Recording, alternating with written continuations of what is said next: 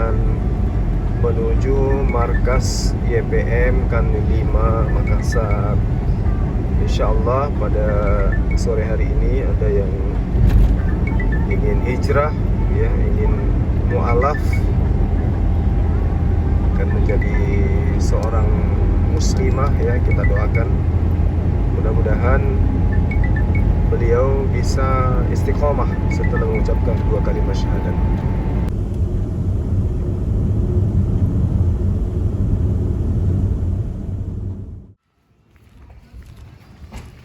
Orang-orang Yahudi datang kepada Rasulullah Muhammad SAW mengklaim diri mereka beriman kepada Allah, ya. Beriman kepada Allah, percaya kepada Taurat, percaya kepada ajaran yang dibawa oleh Nabi Isa. Kemudian mereka juga percaya kepada Nabi Musa dan seterusnya, ya. Lalu kemudian mereka bertanya, si Ka'ab ini pimpinan orang Yahudi pada saat itu bertanya kepada Rasulullah, ya Rasulullah, kami ini cinta kepada Allah, sehingga Allah memerintahkan kepada Rasulullah untuk menyampaikan Quran surah Ali Imran ayat 31 itu.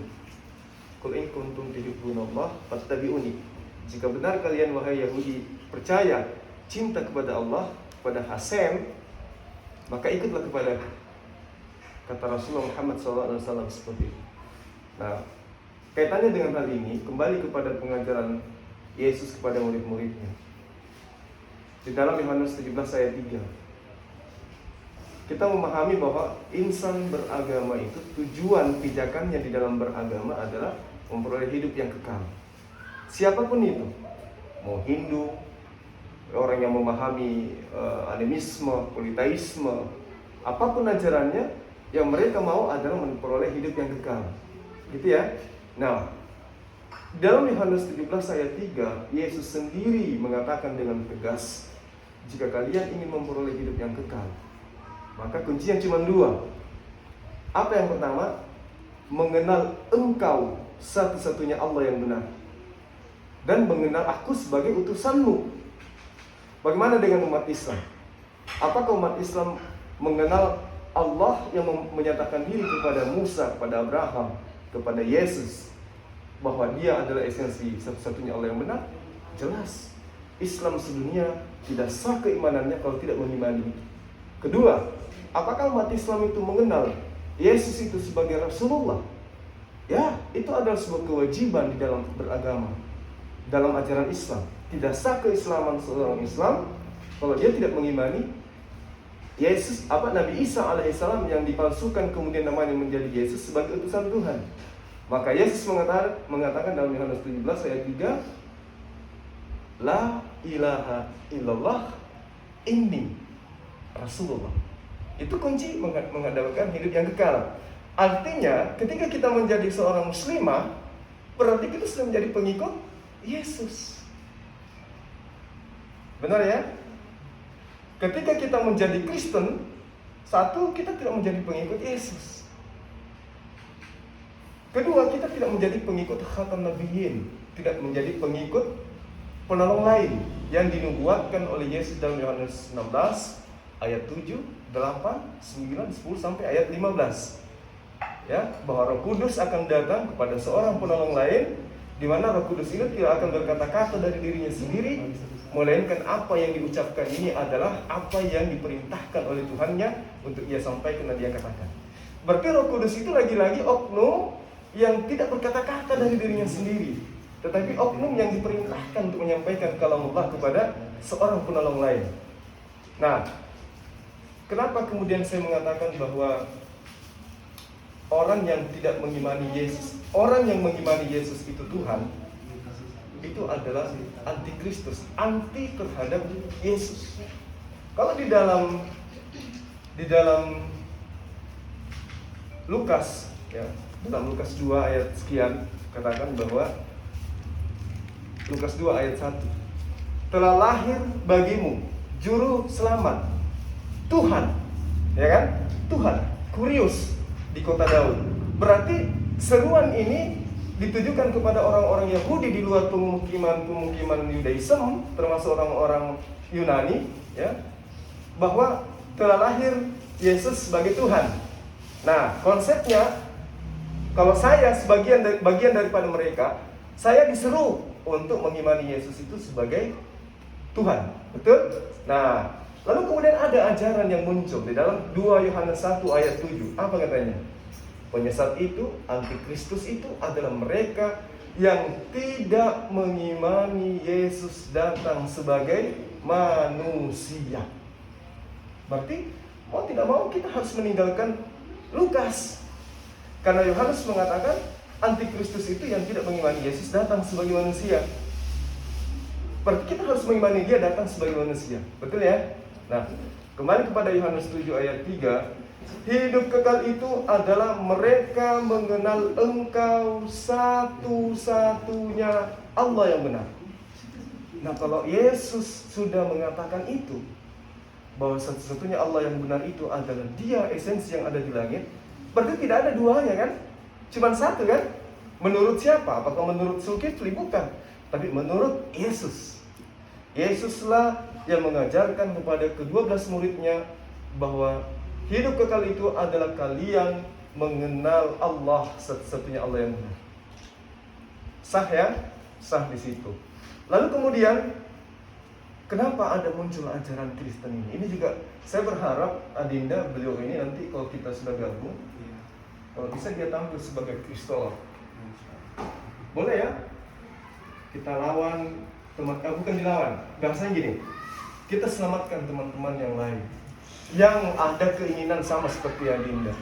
Karena banyak, saya sudah berapa tahun di dunia Kristolog, banyak teman-teman yang sama seperti Adinda sebelumnya itu ragu, kasihan. Cuma tidak ada yang membimbing. Yang menghubungi saya itu banyak, tapi saya tidak mau, Dinda, karena pertama dia perempuan, masih muda, masih single. Nah, itu saya takutnya ada fitnah di situ. Saya pernah dari jam 8 pagi sampai jam 11 malam berdialog di mall sama S2 teolog. Nangis-nangis di situ, tapi ternyata dia diancam lagi sama cowoknya. Akhirnya dia mundur. Nah, ujung-ujungnya saya yang diancam, mau dipolisikan. Karena dia pikir saya yang membujuk si perempuan ini. Itu yang saya takutkan. Nah, kalau kita sudah ada pembina yang bisa kristologi, ya berarti ada dari muslimah yang bisa menjadi pembimbing. Nanti kita belajar, dan saya berharap dengan adanya forum ini, kantor ini, kita bisa membuka kelas untuk kristolog, supaya teman-teman yang punya teman Kristiani perempuan yang mau berdialog langsung, kita bisa datangi. Karena musuh terberatnya teman-teman Kristen itu bukan Islam. Musuh terberatnya orang Kristen itu adalah kitabnya sendiri. Kitabnya sendiri yang mengatakan Kristen itu sesat. Bukan Islam, bukan cuma Al-Quran. Kitabnya lah yang mengatakan. Contoh, di dalam Matius 10 ayat 5 ayat 6, Yesus berpesan kepada ke-12 muridnya. Apa pesan Yesus? Pergilah ke bangsa-bangsa muridku. Ya. Yesus berpesan kepada ke-12 muridnya, jangan engkau ke bangsa lain atau ke bangsa orang Samaria, tetapi datanglah kepada bangsa-bangsa muridku, dari domba-domba yang hilang dari Bani Israel. Jelas ya? Matius 14 ayat 24, aku diutus hanya kepada domba-domba yang hilang dari Bani Israel. Siapa yang mengatakan itu? Yesus. Nah, kenapa? Masih boleh sedikit ya, sambil menunggu spanduknya Ustaz. Kenapa kemudian Kristen itu lebih besar daripada Yudaism? Kenapa Kristen itu tidak diajarkan oleh Yudaism? Kenapa bukan Israel? Kenapa bukan Palestina yang menjadi pelopor agama Kristen? Padahal Yesus lahir di sana, Yesus besar di sana, Yesus mengajar di sana, bahkan Yesus terangkat ke langit juga di sana. Kenapa bukan di sana Kristen itu berpusat? Karena pada masa itu tanah Yudea dikuasai oleh Kekaisaran Romawi. Kekaisaran Romawi pada masa itu sudah memiliki kepercayaan animisme, penyembahan terhadap roh-roh. Paham ya? Nah, ibarat Indonesia dijajah oleh Belanda. Indonesia belajar mengajarkan agama Islam. Ketika Belanda datang, dia menggunakan agama Kristen. Dan dia menguasai, dia menjaga. Yang dijajah ini yang menguasai. Otomatis dia berkuasa kan? Indonesia ditekan. Untung Indonesia berhasil mengusir. Tapi kalau ini mereka nggak berhasil mengusir, sehingga mereka dikuasai. Lahir Yesus di tengah-tengah mereka sebagai penolong. Tapi Yesus tidak memiliki kemampuan, karena kekuatan Kaisar Romawi pada saat itu begitu kuat mencengkeram tanah Yudea. Belum lagi imam-imam Yahudi, rabi-rabi Yahudi, ahli-ahli kitab tidak berpihak kepada Yesus. Rabi-rabi Yahudi berpihak kepada penjajah. Yesus kewalahan, ditolong dia oleh Allah, diangkat.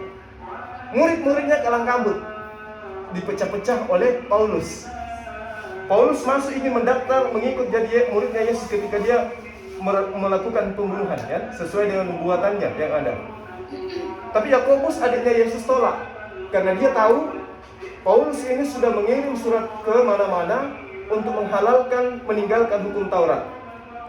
Kisah Para Rasul 12 ayat 12 atau 21 ayat 21. Jadi Paulus ini, Yakobus tahu ini orang sudah menyesatkan umat. Begitu dia masuk bergabung di muridnya Yesus, ditolak. Nah, dia tidak kehabisan akal. Karena ajaran Romawi, ajaran Yunani tidak memiliki kitab suci. Himne Plato ini tidak memiliki kitab suci, tapi konsep ada, menyembah terhadap roh-roh. Wahyu 5 ayat 6. Inilah ketujuh roh Theos yang diutus ke bumi. Binatang bertanduk 7 dan bermata 7. Pernah baca ya? Ya. Itu yang diajarkan Paulus. Sehingga ketika dia mengajarkan ajaran Kristen ke Yudaism, orang-orang Yahudi pada saat itu ditolak ajarannya. Kenapa? Sudah 2000 tahun lebih Yahudi ini ditanamkan oleh Musa untuk mengajarkan la ilaha illallah. Begitu datang ajaran Paulus menghilangkan ajaran Torah, ditepis, ditolak, sehingga dia banting setir. Suratnya dikirim ke Roma, betul? Galatia, Efesus, ya. Jadi surat-surat Paulus itu dibikin di dalam bilik penjara, dikirim ke jemaat-jemaat yang ada di pemukiman-pemukiman di luar Bani Israel. Begitu diterima sebuah kitab, mereka senang. Oh, selama ini kita tidak punya kitab. Ada nih kitab tak? Ceritanya gini. Terus selama ini yang kita bayangkan dewa Zeus, Horus, Attis, Plato bisa membangkitkan orang mati, bisa membuat orang buta berjalan, bisa membuat orang buta melihat, orang lumpuh berjalan. Itu di dalam hikayat kepercayaan. Tapi ini betul-betul tentara Romawi lihat sosok bernama Yesus. Berarti ini yang dibilang dewa Zeus yang datang ke dunia. Akhirnya ajaran itu dikirim ke ajaran mereka yang sudah menganut ajaran paganisme, diterima dengan mudah. Coba kita lihat Kristen sekarang. Kalau Anda masih bisa menyebutkan ke saya satu ajaran Kristen yang murni berasal dari Yesus, coba. Ada tidak ajaran Kristen yang betul-betul murni dari ajaran Yesus? Ada enggak? Tidak ada ya? Pasti tidak ada. Tidak ada. Ibadahnya, konsep ketuhanannya, amalan-amalan kesehariannya, semua tidak bersumber dari Yesus. Dari mana? Dari konsep pagan Yunani Romawi. Sehingga dengan adanya ajaran Paulus kemudian mereka menerima. Makanya pusatnya kekristenan itu bukan di tanah Yudea, tapi pusatnya malah di Vatikan. Karena Vatikan memang ada merupakan markasnya ajaran pagan. Ditopang tempat dakwanya Paulus di Tarsus, Antioquia, itulah yang menyebabkan Kristen pertama kali disebut. Pertama kali jemaatnya, murid-muridnya Paulus disebut Kristen di Antioquia itu. Itulah yang berkembang. Ada Natal. Natal apa saja? Sinterklas. Apalagi pohon Natal. Apa itu pernah diajarkan oleh Yesus? Nah, ibadah hari Minggu, makan babi, tidak bersunat. Di dalam kitabnya Yesus yang dibacakan di sinagog, Kejadian 17 ayat 17 ayat 14, barang siapa di antara kalian laki-laki yang tidak bersunat, maka dia wajib hukumnya dibunuh, dilenyapkan dari bangsa-bangsanya, karena dia telah membatalkan perjanjianku. Itu firman Allah. Paulus bilang apa di dalam Galatia 5 ayat 2? Celakalah orang yang bersunat dirinya, sebab Yesus Kristus tidak berguna bagimu jika kamu menyunatkan dirimu. Bertentangan tidak ini? Bertentangan. Yesus mengatakan hidup kekal itu adalah mereka mengenal Engkau satu-satunya Allah yang benar dan mengenal Aku sebagai utusannya. Paulus mengajarkan apa? Jika mulutmu berkata, lalu apa yang dikatakan oleh mulutmu itu diimani dengan sepenuh hati, bahwa Yesus itu adalah Tuhan, maka engkau akan diselamatkan. Kalau belakang ya. Oke. Jadi Al-Quran kemudian datang mengatakan di dalam surah An-Nisa ayat 171, wahai ahli kitab, jangan berlebih-lebihan di dalam agamamu. Jangan kamu katakan sesuatu yang tidak sesuai kebenaran tentang Allah.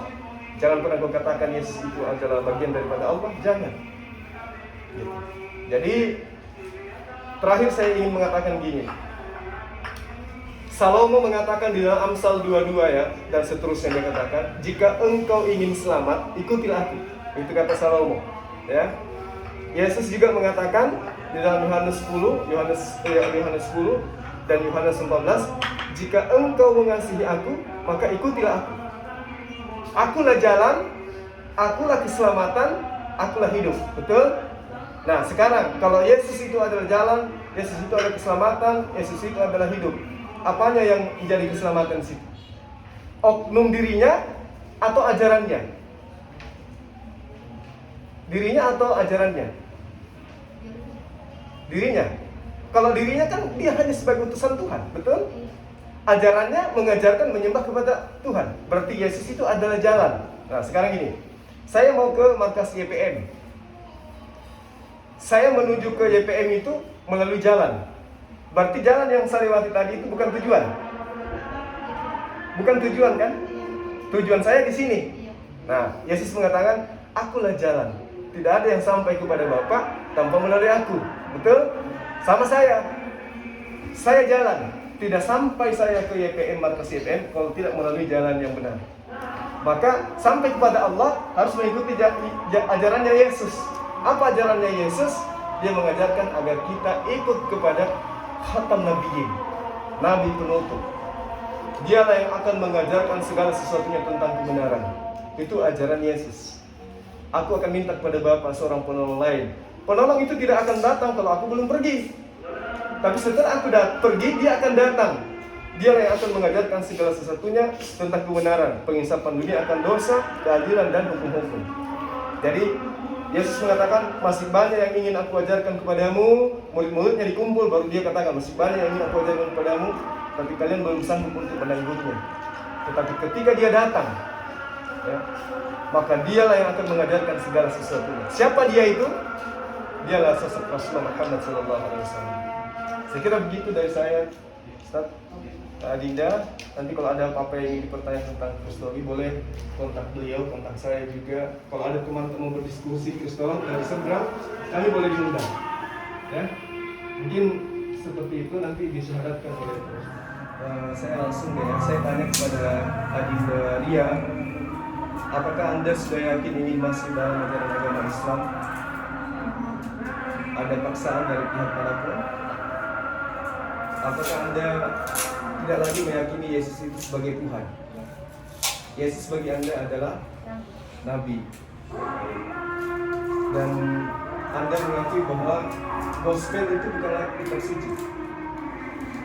Kalau begitu tidak ada paksaan, disaksikan oleh Ibu Muslimah dan Bapak-Bapak semua. Kita langsung masuk prosesi syahadat untuk mensahkan sebagai pengikut Rasul Muhammad SAW dan sebagai makhluk ciptaan Allah yang menghambakan diri dan meyakini bahwa tugas dan kewajiban diciptakan di atas muka bumi semata-mata hanya untuk menyembah kepada Allah. Ya, tolong mengikuti saya. Bismillahirrahmanirrahim.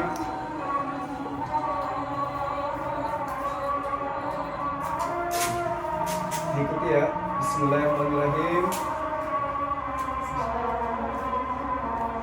Asyhadu an la ilaha illallah wa asyhadu anna Muhammadar Rasulullah. Coba ulang lagi ya. Asyhadu an la ilaha illallah asyhadu an la ilaha illallah. Wa asyhadu anna Muhammadar Rasulullah. Wa asyhadu anna Muhammadar Rasulullah. Aku bersaksi Aku bersaksi tidak ada Tuhan tidak ada Tuhan selain Allah, selain Allah, dan aku bersaksi dan aku bersaksi bahwa Rasulullah Muhammad sallallahu alaihi wasallam bahwa Rasulullah Rasulullah Muhammad Muhammad sallallahu alaihi wasallam sallallahu alaihi wasallam adalah utusannya. adalah utusannya. Mana Ustaz? Sa. Ya Bu ya, bisa ya. Alhamdulillah. Selamat masuk, disambut dengan azan. Barakallahu